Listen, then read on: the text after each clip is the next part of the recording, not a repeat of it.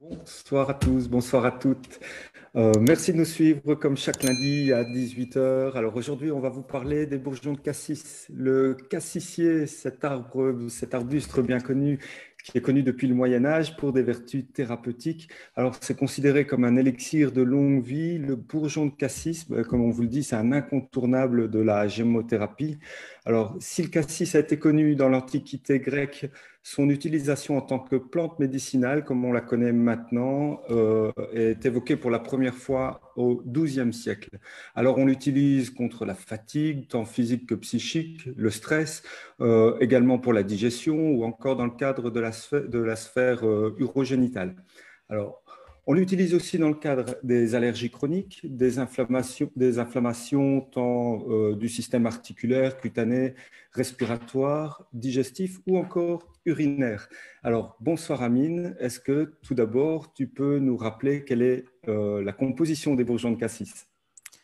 Bonsoir Cédric, bonsoir tout le monde. Donc, le bourgeon de cassis a des caractéristiques bien spécifiques à lui qu'on va Mhm. essayer de détailler ce soir.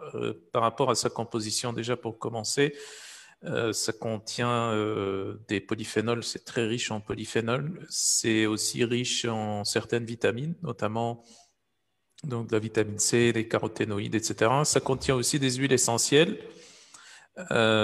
Et donc, cette composition lui donne des effets métaboliques très intéressants, comme on va le voir, et comme tu l'as déjà signalé par rapport à l'inflammation.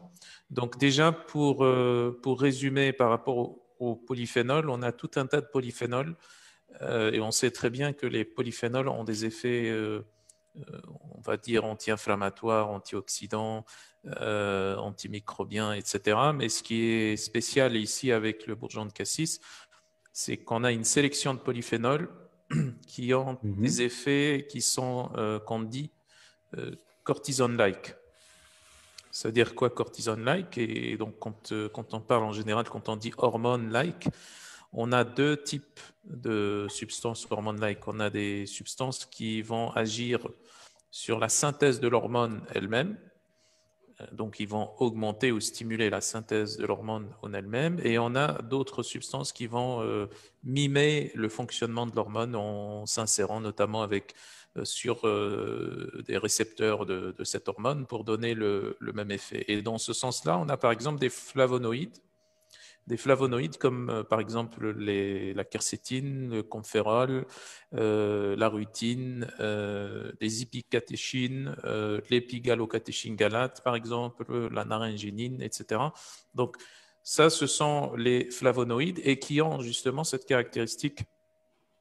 C'est pas quand on les prend un par un, ça donne pas un effet cortisone-like euh, très puissant ou très performant. Par contre, quand on a cette association entre tous ces polyphénols, y compris avec d'autres types de polyphénols comme par exemple les acides phénoliques, c'est une autre catégorie autre que les flavonoïdes, les acides phénoliques comme l'acide chlorogénique ou l'acide caféique aussi, ils ont aussi un petit peu ces effets-là. On peut avoir aussi euh, donc, outre ces groupes de polyphénols, on a aussi d'autres catégories aussi, comme les pronthocyanidiles et les prontocyanidols, qui sont aussi des dérivés de polyphénols. Des dérivés de polyphénols qui ont, on va dire, l'effet cortisone-like le plus puissant. Beaucoup plus puissant que les autres polyphénols que j'avais cités, notamment les acides phénoliques et les flavonoïdes. Euh, Ceux-là, ils ont un effet cortisone-like très puissant, puisqu'en fait, tous les autres polyphénols que j'avais cités vont agir non pas sur la voie de l'inflammation directe, mais plutôt sur des facteurs qui vont permettre de diminuer l'inflammation. Donc, des facteurs, en fait, qui, si on ne les inhibe pas, ça déclenche une inflammation. Donc, c'est un effet assez systémique. Par contre, pour les prontocyanidines et les prontocyanidol, ils vont avoir un effet cortisol-like direct, puisqu'ils vont, en fait, inhiber les prostaglandines E2 par le biais de l'inhibition de la COX-1, COX-2, donc le cyclooxygénase 1 et 2. Donc là, on est dans la voie de l'inflammation directement. Donc c'est ce qui explique un peu l'effet qu'on attribue au bourgeon de cassis, qui est un effet cortisol-like. En plus de ça, on a aussi les caroténoïdes, comme j'avais cité. On a aussi de la vitamine C. La vitamine C, on a à peu près plus d'une centaine de milligrammes par gramme de bourgeon de cassis, donc ce qui est extrêmement significatif. Donc ça donne aussi des effets antioxydants, mais aussi des effets anti-inflammatoires quand c'est combiné avec de la rutine. Donc la rutine qui est un flavonoïde qu'on avait cité au départ. Donc avec la rutine, la vitamine C a un effet anti-inflammatoire et a aussi un effet dans la synthèse du collagène. Voilà. Donc on a aussi des huiles essentielles. Les huiles essentielles, principalement des aldéhydes et des terpènes, qui vont donner le goût et surtout l'odeur du cassis et surtout du bourgeon de cassis, parce que dans le bourgeon de cassis, on a plus d'huile essentielle. Voilà un peu pour la composition et c'est une composition très intéressante et qui est bien orientée, vous l'avez compris, vers l'effet anti-inflammatoire et cortisone-like. Est-ce que tu peux nous parler de ces effets métaboliques? Comme on avait déjà expliqué, donc l'un des effets métaboliques les plus puissants, les plus performants du bourgeon de cassis, c'est l'effet anti-inflammatoire par le biais des effets cortisone-like. Donc, si on choisit, par exemple, parmi les polyphénols que j'avais cités, donc les flavonoïdes et les acides phénoliques, si on a un polyphénol qui est le plus performant en termes d'effet anti-inflammatoire systémique, c'est la rutine. Donc la rutine, c'est vraiment le plus anti-inflammatoire, plus que la quercétine et tout le reste. Et en plus de ça, donc en plus de la rutine qui a des effets systémiques, des effets métaboliques systémiques qui vont diminuer l'inflammation, on a les proanthocyanidiols qui sentent cortisone-like. Donc, cet effet de la rutine et des autres polyphénols se rajoute à l'effet des proanthocyanidines, cyanidine et cyanidol, et ce qui donne un effet très très puissant du bourgeon de cassis. On estime à peu près l'effet du bourgeon de cassis par rapport à l'effet du cortisone endogène qu'on synthétise endogènement entre à peu près le tiers jusqu'à la moitié en termes d'efficacité, en termes de puissance anti-inflammatoire. Donc, en plus de ça, donc bien entendu, puisqu'on a des anti-inflammatoires qui sont des polyphénols, ben, les polyphénols sont aussi des antioxydants. La vitamine C et les caroténoïdes aussi sont des antioxydants très puissants dans ce sens-là. Et puis également, on a à travers les polyphénols aussi des effets antimicrobiens très intéressants. Après, on a également un autre effet qui est un peu moins connu que l'effet cortisone-like, c'est l'effet œstrogène-like. Donc l'effet œstrogène-like, ça passe en fait par la naringénine et la naringine. Et principalement ici, dans le bourgeon de cassis, c'est la naringine qui a cet effet principalement œstrogène-like, ou on va dire plutôt phytoœstrogène, parce que en fait, la naringine ne va pas augmenter la synthèse de l'œstrogène. Quand on dit œstrogène-like, c'est pas dans ce sens-là que ça va accélérer l'aromatase et augmenter l'œstrogène, c'est plutôt dans le sens euh,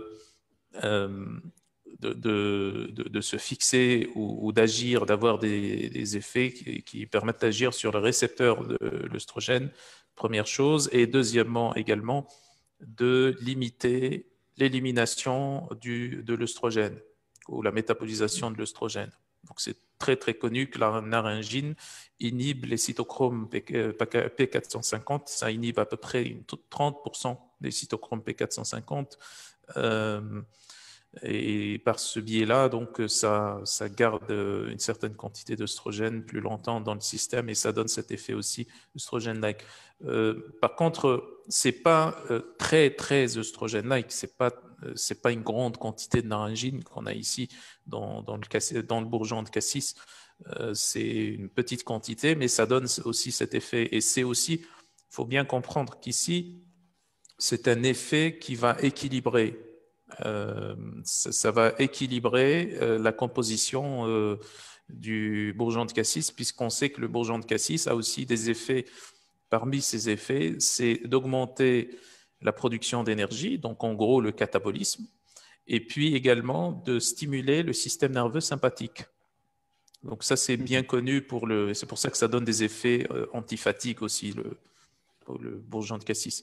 Et donc le fait que ça ait ce petit effet phytoestrogène ou oestrogène-like, ça contrecarre, en fait, ça équilibre cet effet catabolique par le biais du sympathique et du catabolisme énergétique. Ça contrecarre cet effet parce que l'œstrogène est un anabolisant. Donc, si on a un effet phytoœstrogénique, ça équilibre un peu le catabolisme énergétique et celui obtenu par le système sympathique. Aussi, donc, la concentration en vitamine C, comme on l'avait expliqué, qui est à peu près de 10% dans le bourgeon de cassis, associé avec la rutine, va améliorer la quantité de collagène produite. Donc, ça va aider aussi à la régénération. Et c'est un autre effet qui va aller dans le sens d'équilibrer l'effet catabolique et l'effet sympathique du bourgeon de cassis. Donc, globalement, pour résumer, donc on a des effets antioxydants, antimicrobiens, phytoestrogènes, des effets sur le collagène, des effets aussi sur le catabolisme énergétique, sur le système sympathique, mais l'effet qui ressort et qui est mis en exergue et qui est attribué le plus au bourgeon de cassis, c'est cet effet anti-inflammatoire par le biais de diverses substances cortisone-like. Merci. Est-ce que, moi qui habite dans une région assez verte, euh, quelle est la différence entre le cassis que je vais pouvoir aller cueillir? Je vous avoue que je vais rarement cueillir, mais quelle est la différence entre ces deux-là? Celui, D'accord. Donc, la différence entre le fruit, en fait, oui, oui, oui. Oui, dans le cassis, on a, ou le cassissier, on a les feuilles, les graines, le fruit et les bourgeons. Mhm. Donc là, la différence entre le fruit et le bourgeon en termes d'effet et de composition, c'est que déjà, dans le fruit, on a plus de sucre, plus de glucides et moins de polyphénol, significativement moins de polyphénol. Donc ça, c'est dans la composition, parce que la composition du fruit, du cassis, c'est des polyphénols, des sucres, notamment des monosaccharides, des disaccharides, enfin des sucres plus ou moins simples, et puis également des caroténoïdes et un peu de vitamine C aussi. Donc ça, c'est ce qu'on obtient dans le fruit. Après, vous avez compris que, à travers ce que j'avais expliqué sur la composition du bourgeon de cassis, que c'est très différent du bourgeon de cassis, parce que le bourgeon en lui-même est très très riche en polyphénol. Il est aussi très riche en vitamine C, aussi en caroténoïdes, et ne contient pas, ou très peu en tout cas, de sucre, de glucides. Donc ça, c'est en termes de composition, et c'est très probablement pourquoi le bourgeon de cassis a des effets anti-inflammatoires beaucoup plus performants que ceux du cassis, donc le fruit là. Donc ça, c'est l'une des différences en termes de composition.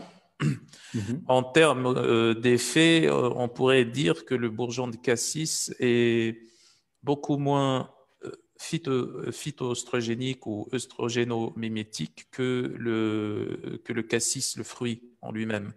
Parce que le fruit contient quand même, donc parmi les polyphénols qu'il contient, ce sont des lignans ou ce qu'on appelle des lignanes qui sont connus pour être des polyphénols phytoœstrogéniques. Et donc, le fruit a cet effet plus prononcé en termes de métabolisme d'œstrogène.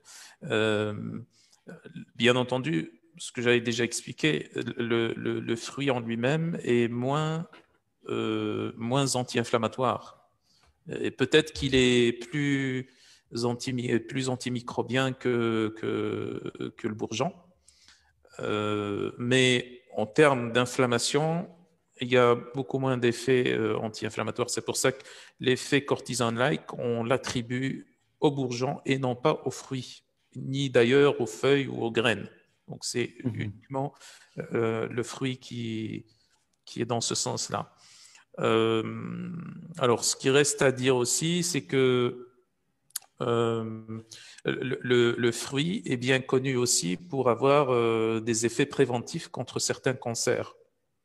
Ce qu'on n'a pas forcément, ou en tout cas, on ne sait pas, on n'a pas d'études là qui montrent qu'on a des effets préventifs contre certains cancers, notamment le cancer du foie.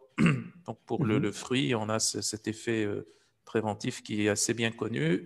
Et donc, j'allais justement oublier, le bourgeon de cassis a ces effets très stimulants, anti-fatigue, des effets qui stimuleraient le métabolisme énergétique, donc le catabolisme énergétique, et plutôt aussi des effets qui sont sympathico-mimétiques, ce qu'on n'a pas forcément avec le fruit. Donc ça, c'est un petit peu un résumé des différences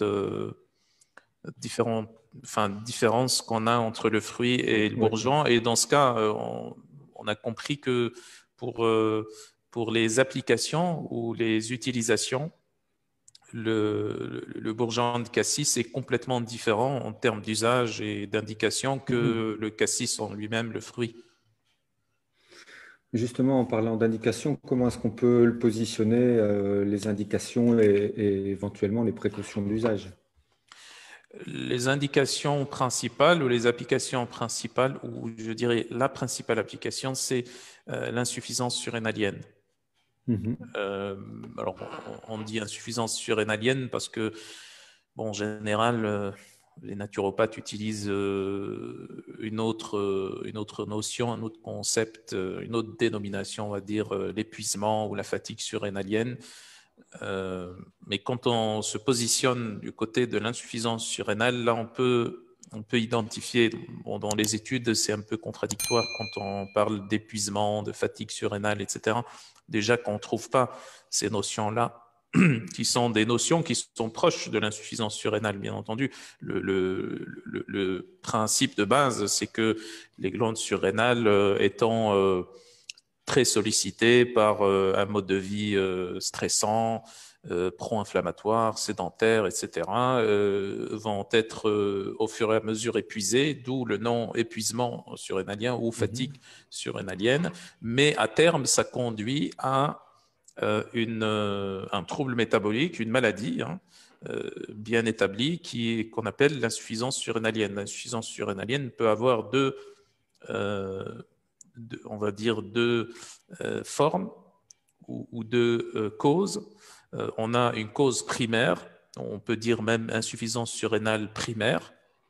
Et donc là, c'est dû plutôt à un problème au niveau des surrénales, alors que les surrénales sont activées par l'hypophyse, par l'ACTH, l'hormone qui est synthétisée par l'hypophyse. Et quand on a un épuisement uniquement ou une diminution en tout cas de la cortisolémie quand on teste, on regarde sur la cortisolémie, on trouve la cortisolémie basse et la CTH normale. Là, on dit que c'est une insuffisance surrénale primaire, c'est-à-dire c'est dû uniquement au surrénal. Et on peut avoir aussi l'insuffisance surrénale corticotrope, qu'on appelle corticotrope. Et là, on a une diminution du cortisol et de la CTH. Et dans ce cas-là, le bourgeon de cassis est indiqué dans les deux cas, mais il est beaucoup plus efficace dans les cas où on a une insuffisance primaire, c'est-à-dire où uniquement les surrénales sont concernées. Ça n'empêche pas que pour l'insuffisance corticotrope aussi, ça aide beaucoup parce que comme j'avais déjà expliqué par rapport aux effets cortisol-like, on a des effets donc cortisol-like qui vont stimuler la synthèse, donc des substances cortisol-like qui vont stimuler la synthèse de cortisol. Donc, les surrénales vont synthétiser plus de cortisol.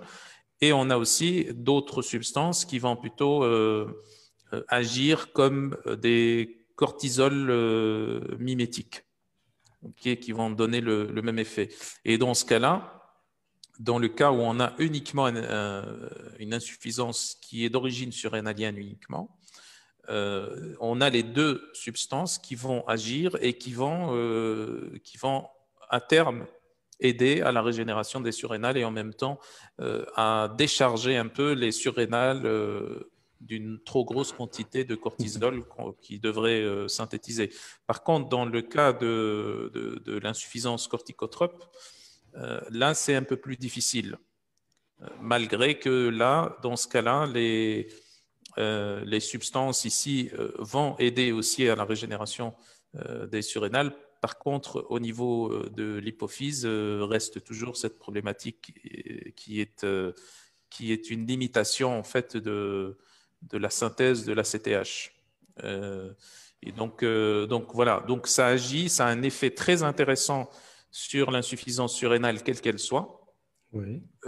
Et donc, tout ce qui va découler de cette insuffisance surrénale, de cet épuisement, fatigue surrénalienne, eh bien, il sera aussi pris en charge par le bourgeon de cassis, notamment les problèmes de gestion du stress, par exemple, les personnes qui sont trop exposées au stress. Également, on avait dit qu'il y avait des effets anti-fatigue. Donc là, on parle plutôt d'une baisse, par exemple, des indications comme la baisse des capacités mentales et physiques. Également, une amélioration du métabolisme énergétique et du catabolisme énergétique. Donc, ça aide beaucoup chez les personnes obèses, par exemple, personnes atteintes de syndrome métabolique, où on a de l'inflammation de bas grade constamment. Et on a une difficulté aussi à cataboliser les acides gras.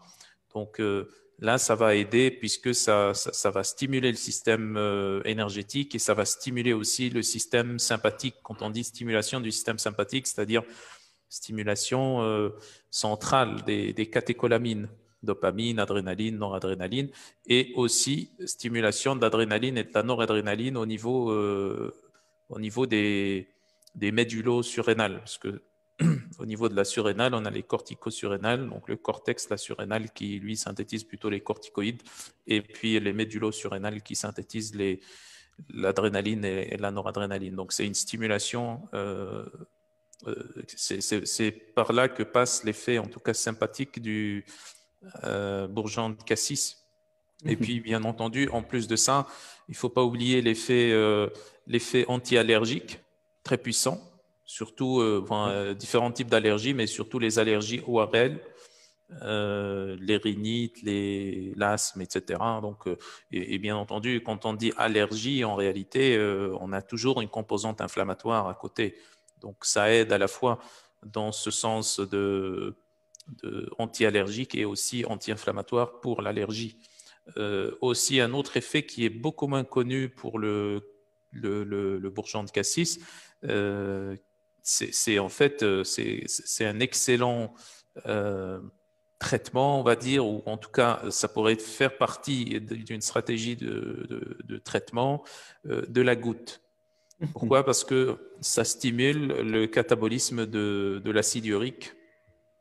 Ça stimule beaucoup le catabolisme de l'acide urique parce que ça va stimuler certaines substances qui vont intervenir dans le catabolisme de l'acide urique, qui sont les substances, on en a plusieurs, mais on va dire ce sont les oxostéroïdes. Donc les oxostéroïdes interviennent dans le catabolisme notamment de l'acide urique, de l'urée, du cholestérol, etc.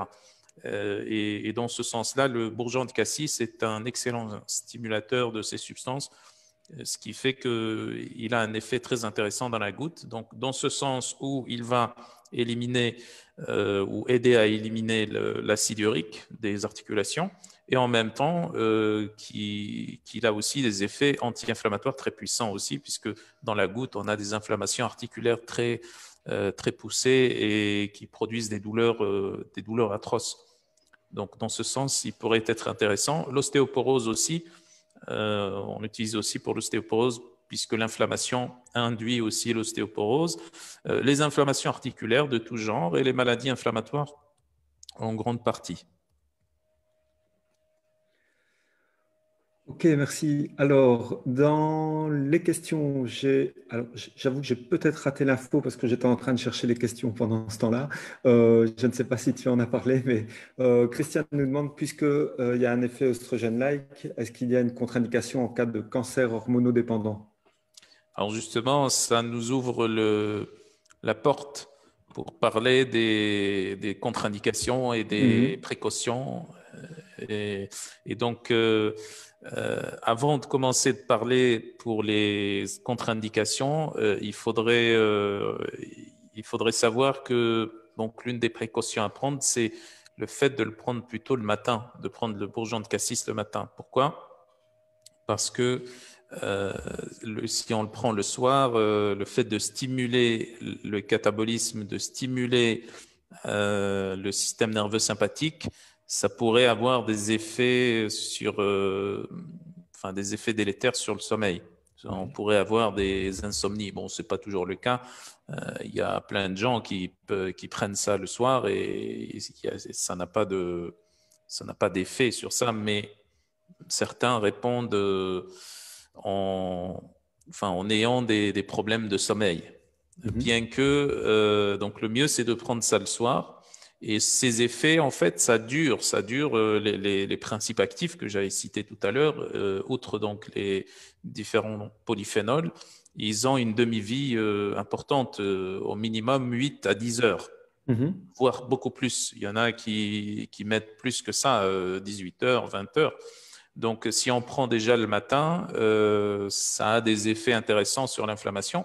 Mais si, dans le cas où on a des douleurs le soir, la nuit, des douleurs inflammatoires la nuit, on pourrait différer sa prise vers l'après-midi, par exemple. Donc, début d'après-midi, moitié de l'après-midi.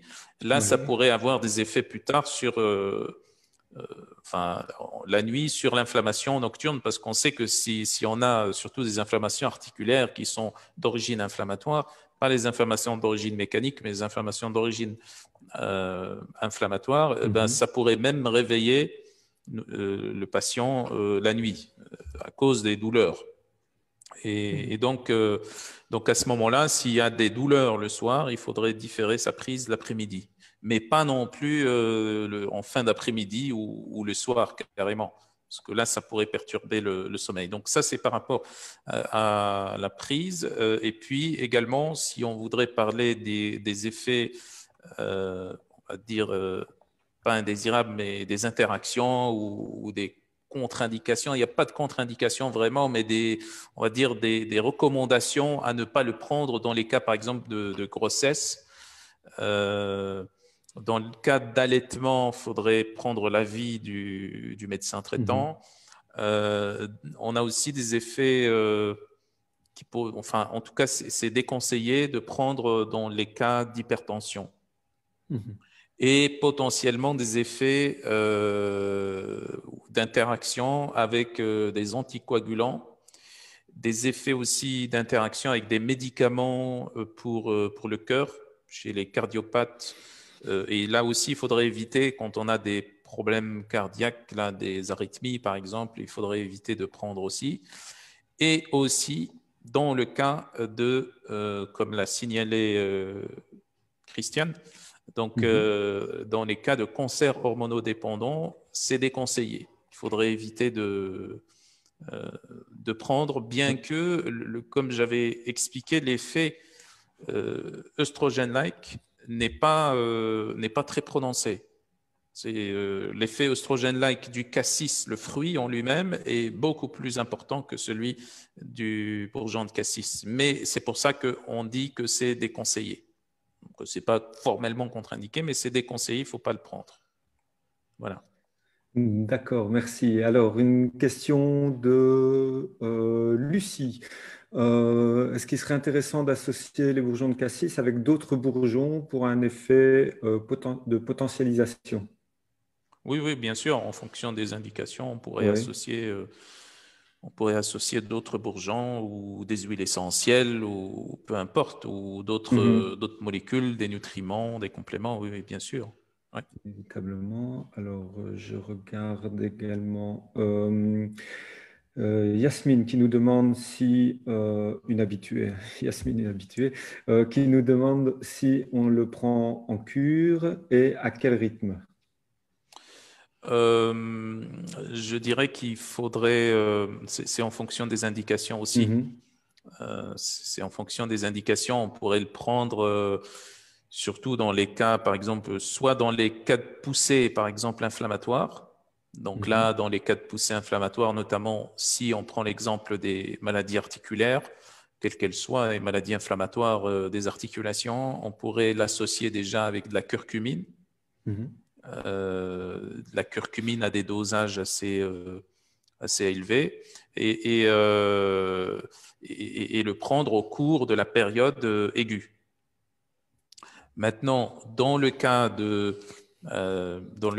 d'une prise pour une insuffisance surrénalienne, par exemple, ça c'est autre chose. Il faudrait prendre, oui, sur Mhm. des cures de plusieurs semaines et puis prendre des pauses et ensuite revenir avec d'autres cures et ainsi de suite. Donc, c'est des, c'est des fenêtres en fait. Ouais.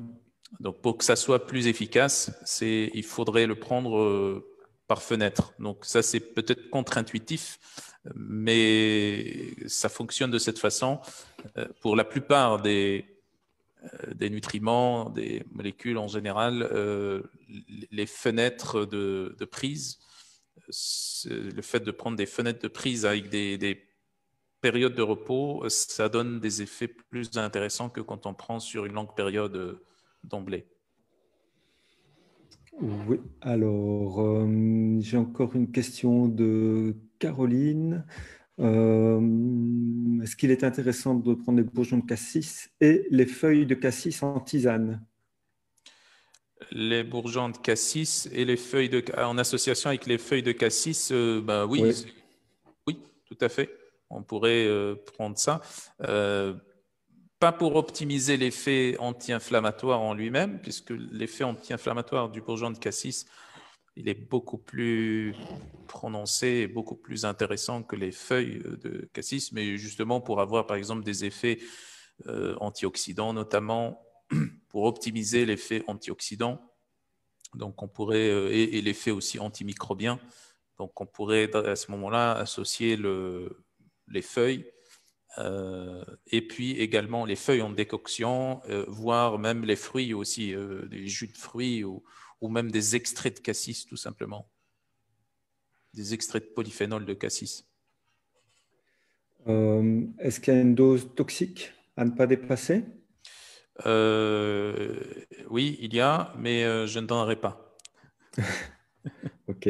C'est un peu, enfin, le sujet ici est un peu sensible Mhm. par rapport à ce qu'on peut l'utiliser dans des maladies qui sont assez lourdes, etc. Donc, je préfère Mhm. ne pas me prononcer sur le dosage et je vais vous orienter vers votre thérapeute ou médecin. Ouais, ouais. C'est très bien. Alors, ben, justement, j'ai une thérapeute qui nous suit, Hélène. Merci pour cette précision, qui, elle, le fait prendre 3 semaines avec une semaine d'arrêt pour relancer l'information. Excellent. Oui, c'est exactement ça. Trois Voilà. semaines, une semaine, c'est parfait, oui. Tout à fait. Alors, mais voilà, je pense qu'on a fait le tour. Maïté, je vous dis au revoir, puisqu'elle nous dit qu'elle nous quitte déjà parce que, voilà, je finirai le live plus tard. Au revoir et bon revisionnage. Si ça se dit revisionnage, je sais pas. Mais Oui. bon, soit, c'est pas grave, vous m'avez compris. Et bien voilà, mais je vous souhaite une excellente soirée, je vous souhaite une excellente semaine. Prenez soin de vous, comme toujours, encore plus maintenant que jamais. Amine, à la semaine prochaine et au revoir à tous. Merci, au revoir, à la semaine prochaine.